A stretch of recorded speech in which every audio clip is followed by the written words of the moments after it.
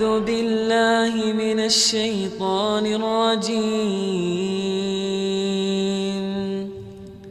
بسم الله الرحمن الرحيم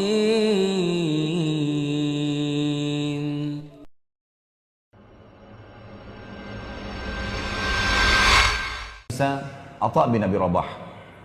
Atha bin Abi Rabah ini teman-teman sekalian adalah salah satu ulama Mekah. Ulama ini teman-teman sekalian secara fisik memiliki kekurangan secara fisik. Dan ulama menulis dalam buku-buku tentang fisik beliau bukan untuk menjatuhkan dan bukan untuk menceritakan aib. Tapi justru ini adalah kelebihan. Beliau orangnya kurus, kulitnya hitam, rambutnya keriting, mata kanannya rusak, kaki kanannya pincang. Mantan budak. Tapi Atha bin Abi Rabah dapat julukan teman-teman sekalian, ya, dapat julukan ulamanya, alimnya ulama. Ulama-ulama tabi'in banyak menanyakan fatwa sama Atha bin Abi Rabah.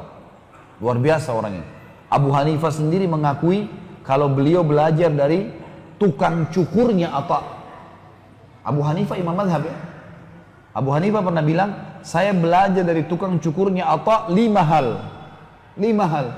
Dia bilang waktu saya sudah selesai umrah, lagi mau tahallul, saya datang kepada satu tukang cukur di situ, di dekat Masjid Haram. Lalu kemudian saya tanya, pertama pertanyaan saya, berapa bayaran kamu? Berapa saya bayar cukur ini? Kata tukang cukur itu, hai saudaraku, bertakwalah sama Allah. Ini ibadah. Kamu lakukan ibadah, tahallul cukur rambutmu ini bukan cukur biasa loh. Kamu baru selesai umroh, ibadah. Saya pun mencukur kau ibadah. Jangan tanya nilainya, kasih sesuka kamu. Kata Abu Hanifah, saya dapat pelajaran benar nih, ibadah nggak boleh ada nilainya. Udahlah, gitu kan? Allah akan balas. Baik. Dia bilang yang kedua, hukum yang saya belajar, saya begitu duduk, saya asal duduk saja. Kata tukang cukurnya, hai fulan, ya, menghadap kiblatlah, Ka'bah depan matamu. Kamu sekarang sedang tahallul. Alangkah baiknya kau hadap kiblat gitu. Dia bilang baiklah. Saya lakukan. Saya juga dapat pelajaran lain nih. Yang ketiga, saya memberikan sisi kiri kepala saya untuk cukur. Nih, sisi potong dari sini. Kata dia, bertakwalah kepada Allah.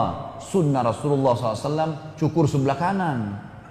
Mulai dengan kanan, jangan kiri. Kata Abu Hanifah, saya dapat hukum yang ketiga nih. Memang harus mulai dengan kanan. Nabi SAW gemar dengan sisi kanan. Yang keempat dia bilang, begitu saya lagi dicukur, saya diam aja. Abu Hanifah bilang, saya diam. Tukang cukurnya bilang, hai fulan, jangan diam, zikrullah, kau lagi ibadah, ngapain kamu diam? Kata Abu Hanifah, saya dapat ilmu yang keempat nih, dari tukang cukur gitu. Begitu selesai cukur dia bilang, saya lalu bayar, saya mau pergi. Dia bilang, sebentar fulan, kau mau kemana? Ini hukum yang kelima. Kata dia, saya mau pulang. Dia bilang, sebentar, kau baru selesai cukur tahallul. Sunnah Rasulullah berdoa. Doa habis umrah itu berdoa.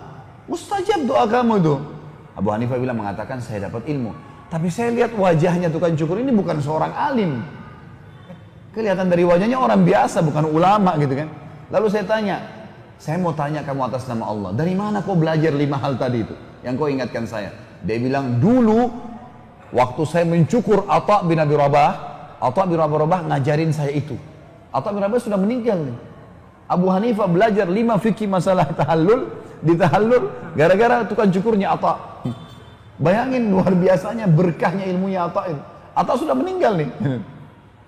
Ini contoh saja. Atha bin Abi Rabah ini teman-teman sekalian punya banyak kisah, banyak kisahnya dan unik-unik kisahnya gini.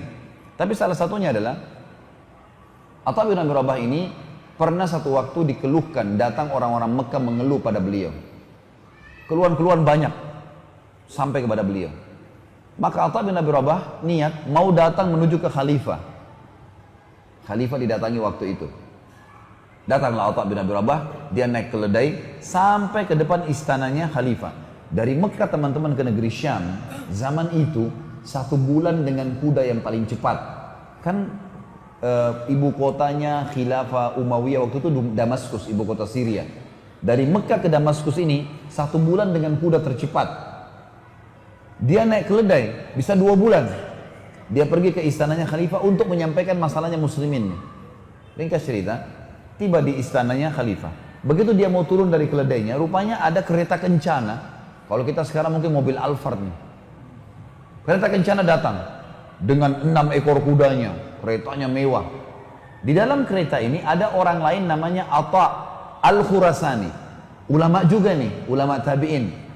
Dia juga namanya Atha, tinggal di Khurasan, di Iran, gitu kan, pada saat itu. Maka di dalam kereta ada anaknya. Atha Al-Khurasani ini punya anak. Anaknya ini cerita sama kita. Dia bilang apa? Saya melihat ayah saya turun dari kereta kencana mendatangi seseorang yang kulitnya hitam, mata kanannya rusak, kaki kanannya pincang, bajunya jubahnya besar, imamahnya sudah tua. Maksudnya Atha bin Abi Rabah. Dan kata anaknya kata Khurasani, belum pernah ayah saya turun dari kereta kencana temuin orang, belum pernah. Selalu orang lain datang, karena ini juga ulama besar, selalu didatangi oleh orang-orang gitu. Tapi baru kali ini ayah saya keluar, saya heran, siapa orang ini? Dan dia bilang saya belum pernah menemui ada orang seperti itu, seburuk itu penampilannya. Dia nggak tahu. Ayahnya turun, dia bilang, ayah saya salaman sama orang itu, pelukan, ngobrol. Gak lama kemudian ayah saya kembali. Lalu saya tanya, ayah, sambil saya sedikit tertawa, siapa orang yang anda temuin itu? Saya belum pernah orang seburuk itu keadaannya. Kata anaknya ini, sampai kaki pelana, ya, kaki pelana kuda dan keledai itu kan biasanya dari besi ya. Ini dari kayu, saking miskinnya gitu. Kata Atha Al-Khurasani, kata Atha Al-Khurasani, hai anakku, hati-hati dengan lisanmu. Jangan pernah ucapkan sesuatu keburukan orang lain, apalagi kau tidak kenal. Bagaimana caranya kau minta maaf? Itu yang sedang kau bicarakan adalah Atha bin Abi Rabah. Kata anaknya ini, Atha bin Abi Rabah, ulamanya para ulama gitu, alimnya para ulama. Kata Atha Al-Khurasani, iya. Makanya kamu jangan sembarangan ngomong. Minta maaf sama pamanmu. Dia langsung turun, dia minta maaf sama Atha bin Abi Rabah. Gitu kan? Kata anak ini, lalu ayah saya mengatakan kepada saya, kamu tinggal di sini, yang masuk cuma saya sama pamanmu Atha bin Abi Rabah. Masuklah mereka, sampai keluar nih. Waktu keluar dari istana khalifah, si anak ini nunggu berita. Dia bilang, ayah, sampaikan kepada saya, apa yang terjadi di dalam istananya khalifah dengan kalian berdua nih. Kata Atha Al-Khurasani ceritakan begini, demi Allah wahai anakku, kalau bukan karena Atha bin Abi Rabah, saya tidak diizinkan masuk. Begitu masuk pintu gerbang, pintu utamanya istana, dilihat Atha bin Abi Rabah, pertama kali dalam sejarah khilafah, kerajaan Islam, khalifah berdiri menyambut orang. Selama ini khalifah duduk, walaupun alim ulama datang, salaman sama dia. Ini waktu Atha bin Abi Rabah masuk, khalifah, waktu itu kalau tidak salah Al-Walid namanya, berdiri, kemudian datang kepada Atha bin Abi Rabah di pintu. Lalu salaman dengan Atha bin Abi Rabah. Orang-orang sekitarnya khalifah ini tidak tahu siapa orang ini, karena zaman dulu nggak ada foto, orang nggak tahu, cuma dengar nama gitu kan. Lalu dia bilang, khalifah mengatakan kepada Atha Al-Khurasani, silakan duduk. Disuruh duduk di satu kursi buat tamu gitu kan. Lalu Atha bin Abi Rabah juga mau duduk, si khalifah pegang tangannya. Ini sambil pincang jalan, sambil dipegang tangannya. Orang-orang semua lihat siapa orang ini. Penampilannya sederhana sekali, matanya buta sebelah kanan, kakinya pincang. Lalu kata khalifah, hahuna ya Aba Muhammad, kesini wahai ayahnya Muhammad. Ditarik tangannya. Ayahnya Muhammad julukannya Atha bin Abi Rabah, karena anak pertamanya namanya Muhammad. Dia bilang lalu terus saja khalifah memegang tangannya Atha bin Abi Rabah sambil mengatakan, hahuna Aba Muhammad, kesini ayah Muhammad, jangan duduk di sana. Terus sampai Al-Walid bin Abdul Malik mendudukkan Atha bin Abi Rabah di singgasananya, duduk bersebelahan. Waktu duduk bersebelahan teman-teman sekalian, khalifah duduk di sebelahnya Atha, lalu kata khalifah, ada apa wahai ayahnya Muhammad? Ada hajat, ada sesuatu? Kata Atha, iya wahai Amir Mu'minin, ada banyak hajat muslimin. Kata khalifah, apa itu? Silakan sampaikan. Kata Atha, yang pertama, penduduk Mekah, tetangganya Allah, dan penduduk Madinah, tetangganya Rasulullah SAW. Kenapa dia bahasakan ini? Karena di Mekah kan ada Ka'bah. Dalam bahasa Arab teman-teman, semua yang bersebelahan sama rumah kita namanya tetangga. Maka bahasa santunnya apa? Orang Mekah itu semua tetangganya Allah loh. Karena ada Ka'bah di sana. Di Madinah ada rumah Rasulullah SAW. Semua penduduk Madinah berarti tangga Rasulullah. Terlambat ataya mereka. Ataya ini teman-teman adalah pemberian yang dikasih oleh pemerintah dari keuntungan pemerintahan, dikasih kepada orang-orang. Lalu kata Amir Mukminin, baiklah. Ataya bin Umayyah maka terlambat. Hai Gulam, dipanggil sekretarisnya. Catat, segera berikan atayanya bin Umayyah Mekah. Baik. Apalagi ayahnya Muhammad, mujahidin yang sedang berperang di perbatasan antara muslimin dengan orang kafir. Mereka telat gajinya. Istri-istri mereka dan anak mereka datang kepada saya mengeluh, berikan gaji mereka. Kata Walid, Gulam, catat, kasih segera gajinya para mujahidin. Ada masalah lain? Ada, sampai 5 masalah. Masalah ini, masalah itu, semua masalahnya muslimin ini. Setelah 5 masalah disampaikan sama dia, saya ringkaskan. Maka dia berkata, Amir Mu'minin masih berkata, Walid masih berkata, ada lagi wahai ayah Muhammad, ada lagi masalah? Kata Atha bin Rabah, ada wahai Amir Mu'minin, dan ini masalah yang lebih penting dari 5 hal tadi. Kata Al-Walid, ada apa? Lalu Atha bin Rabah, teman-teman, posisinya ini dulu di singgasana. Khalifah lagi duduk. Atha berdiri menghadap ke khalifah, menunjuk wajahnya sambil berkata, ada Amir Mu'minin hajat yang lebih penting dari 5 hal tadi. Ingatlah wahai Amir Mu'minin, Anda dilahirkan di muka bumi ini sendirian, dan Anda akan mati sendirian, dan Anda akan dihisab hari kiamat oleh Allah yang Maha Perkasa sendirian.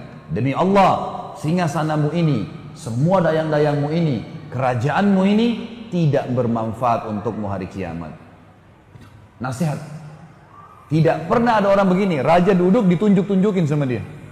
Nasihat. Al-Walid orang beriman sama Allah. Dia nangis sambil tongkatnya itu dipukulin ke karpet sambil dia mengatakan jazakallahu khairan, semoga Allah balas kau kebaikan. Terus begitu. Sambil khalifah menangis, nggak bisa menahan, dia terisak-isak dengan nasihat itu. Maka Atha keluar, kata Atha Al-Khurasani, Atha bin Abi Rabah keluar. Dan demi Allah tidak minum setetes air pun di istana khalifah. Nggak minum setetes air. Berapa banyak orang sekarang yang meninggalkan diri pada ulama, sibuk dengan cari makanannya presiden, makanannya menteri, duduk ngobrol, apalah, bisa rekomendasi apa. Ini hajat muslimin semua, nggak lebih daripada itu. Lalu pada saat dia mau keluar dari istana, kata Atha Al-Khurasani, kami dikejar oleh salah satu staf kerajaan, bawa satu kantong uang dinar emas, kasih. Kata dia, ini dari Amir Mu'minin buat anda wahai Atha bin Abi Rabah, sebagai balasan datang. Kata Atha, demi Allah saya datang bukan untuk itu, kembalikan kepada Amir Mu'minin, ya, dan saya tidak akan terima, pulang. Bagaimana Atha bin Abi Rabah, teman-teman sekalian, bisa terbentuk seperti ini? Karena dia tahu raja pun itu manusia seperti dia biasa. Dia nggak butuh, dia butuh sama rajanya, seluruh raja, Allah sang pencipta yang akan membalas dia. Kisah yang lain, Atha bin Abi Rabah di musim haji pernah ditunjuk oleh Sulaiman bin Abdul Malik, khalifah yang lain, menjadi mufti. Nggak boleh orang lain kasih fatwa di musim haji kecuali dia. Hanya dia saja yang boleh kasih fatwa. Karena memang musim haji ini teman-teman harus ulama yang khusus, tidak boleh salah. Ya, kasus-kasusnya harus betul-betul detail. Makanya di Saudi pun mufti-mufti musim haji itu tidak sembarangan dipilih oleh kerajaan Saudi. Ringkas cerita, Sulaiman mengeluarkan surat resmi, edaran resmi, kalau yang menjadi mufti di Mekah di musim haji untuk seluruh muslimin hanya Atha bin Abi Rabah. Yang lain nggak boleh. Ulama lain pun tidak ada urusannya, tidak boleh kasih fatwa.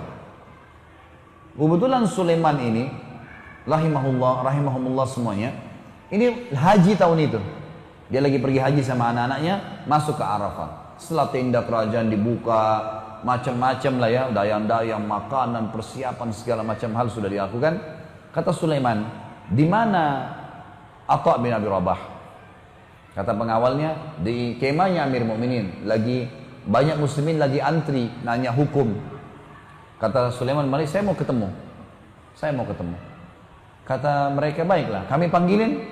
Kata Sulaiman, tidak usah, saya ke sana. Pergilah Sulaiman ke sana didampingi dengan dayang-dayangnya, prajuritnya, anaknya datang bersama dia.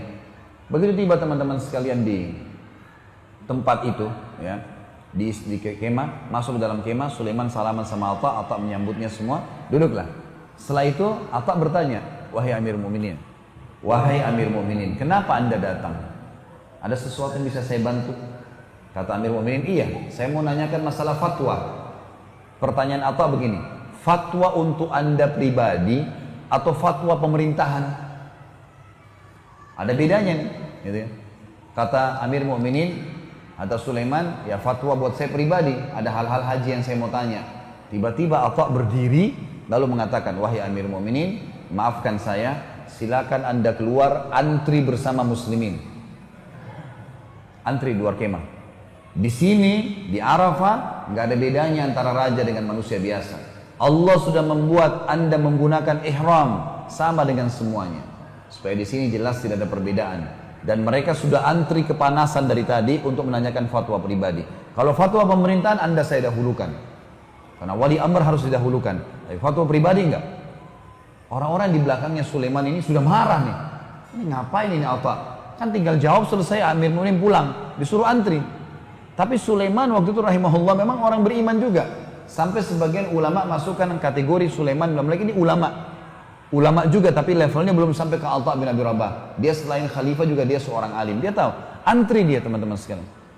Orang karena dia tidak ngomong, dayang-dayangnya tidak berani ngomong, pengawalnya nggak ngomong, anaknya pun ada 2 orang di belakangnya laki-laki nggak berani ngomong. Lalu Atha bin Abi Rabah tanya, jawab satu orang, seakan-akan tidak ada khalifah yang sedang antri. Jawab sampai selesai, tuntas keluar sampai tiba saatnya Sulaiman. Begitu Sulaiman masuk, lalu kemudian ditanya fatwa, selesailah. Atha bin Abi Rabah silakan pulang, ya sudah. Biasa saja gitu. Gak ada sama sekali ketergantungannya, khawatirnya, takutnya gak ada. Pulanglah Sulaiman ke kemahnya. Dia tahu nih Sulaiman tuh ada masalah. Kumpulin semua anak-anaknya, dayang-dayangnya, prajuritnya yang tadi hadir. Kumpul semua. Lalu dia ceramah. Setelah tahmid dan salawat dia mengatakan, wahai anak-anakku, ketahuilah yang dibuat oleh Atha bin Abi Rabah kepada saya itu benar. Jangan ada di antara kalian yang sedang marah dengan Atha. Di sini gak ada bedanya antara Amir Mu'minin dengan masyarakat biasa. Dan memang saya datang untuk menanyakan fatwa pribadi, bukan fatwa pemerintahan. Apa yang dilakukan benar. Tapi ketahuilah, yang membuat Atha bin Abi Rabah bisa melakukan itu pada saya karena ilmu agamanya, karena hubungannya dengan Allah sangat baik, sehingga Allah membuat dia mengalahkan singa-singa sananya para raja-raja. Dia nggak butuh dengan singasana saya, dia nggak butuh dengan saya. Karena dia sudah bergantung dengan Allah, raja yang sebenarnya. Nasihat yang sangat bijak dari Sulaiman. Dan bagaimana memang raja kalau juga beriman kepada Allah. Tapi saksi bahasan kita Atha rahimahullah yang luar biasa ini. A'udzu billahi minasy syaithanir rajim. Bismillahirrahmanirrahim.